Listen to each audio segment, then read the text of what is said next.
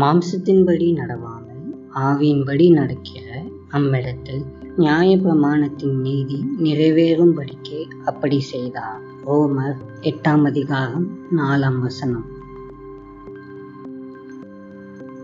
நாம் ரட்சிக்கப்பட்ட பின்பும் பல நேரங்களில் நமது சொந்த பலத்தால் நீதிமான்களாக வாழ முயன்று தோற்று போகிறோம்.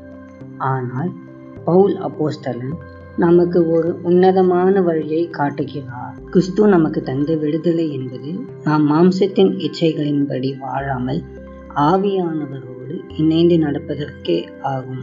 நாம் ஆவியானவரின் சத்தத்துக்கு செவி கொடுத்து நடக்கும்போது நியாயப்பிரமாணம் நம்மிடம் எதிர்பார்த்த பரிசுத்த வாழ்க்கையை பரிசுத்த ஆவியானவர் தாமே நமக்குள்ளிருந்து இயல்பாக நிறைவேற்றுகிறார்.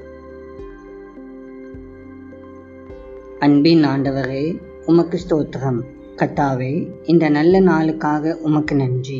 எங்கள் தேவனாகிய கர்த்தாவே, நாங்கள் மாம்சத்தின்படி நடக்காமல் உம்மை போல வாழ எங்களுக்கு உதவி செய்யும். எங்களுடைய சிந்தனைகளையும் செயல்களையும் நீர் ஆளுகை செய்யும். உம்முடைய சித்தத்தை நாங்கள் நிறைவேற்ற எங்களுக்கு கிருபை தாரும். இயேசுவின் மூலம் ஜெபிக்கிறோம் பிதாவே, ஆமென்.